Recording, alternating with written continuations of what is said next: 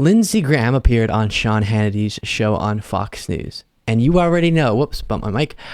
You already know what we're going to get. We've had some pretty embarrassing moments on Sean Hannity's show with Lindsey Graham recently, and this is yet another example. So anytime kind of a big revelation happens with Trump's legal troubles, Sean Hannity brings on Lindsey Graham to pretend that he's really genuinely concerned and angry about all of this, and Trump's just the best thing since sliced bread, is it? I was about to say sliced cheese.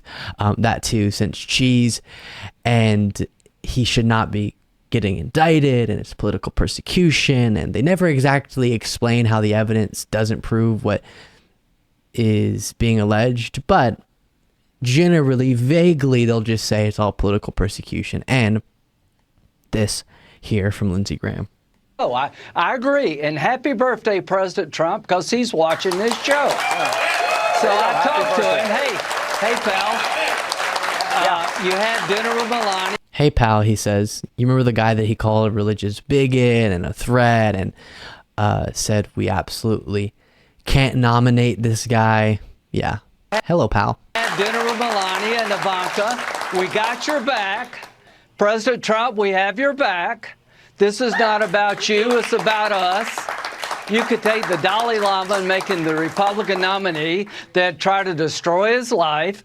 They hate conservatism. This is a bunch of BS. President Trump, you're going to prevail. You're going to be the Republican nominee, and you're going to be president again. Just hang in there. If I were to be Trump, but imagine, okay?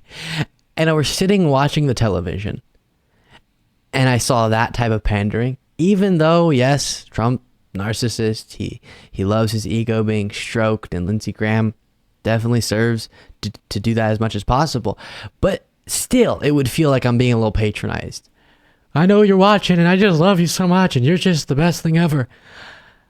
I don't know about that. That would be, all right, I like you kissing up, but that's a little embarrassing. And Lindsey Graham truly, I mean, is close to removing the soles of Trump's boots. He's been licking them so thoroughly. Then you have this moment. Democrats want to destroy his life because they fear him. Wow. And from my point of view, sorry, can we start this clip over? I said earlier in the show, the way we stay sane is to have a good time, even with aggravating subjects, such as a U.S. senator speaking out against the application of the law to someone just because they're a foreign president and the presumptive nominee for that person's party. But let's not be enraged, and let's just have a good time and laugh, okay? Lighten up, just so that we can stay sane. Watch how he pretends to be really thoughtfully delivering these words, okay? Take a look. Democrats want to destroy his life because they fear him. And from my point of view, conservatism is in good hands with President Donald Trump, and that's his biggest friend. All right. Democrats want... Lindsey. It's a really sad story, the story of Lindsey Graham, for sure. I mean, he called Trump everything under the sun. Narcissist, all the things, and then just flipped because he realized it was absolutely beneficial for his political career in the short term. But I can tell you one thing, no amount of money or relevance or influence or power can get you back your dignity, right? It can't.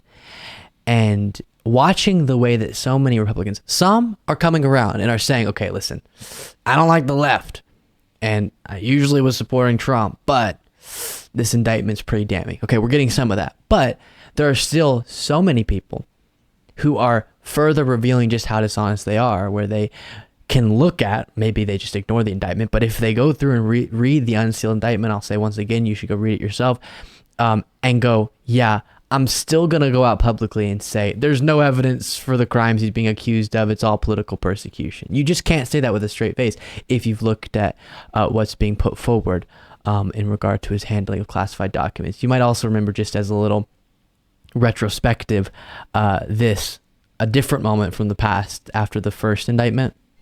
How do you do it?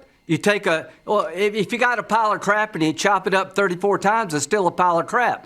It's duplicitous charging. They're trying to smear the guy. They're trying to take cases that nobody else would take and resurrect them. This is literally legal voodoo. Duplicitous charging and literally legal voodoo.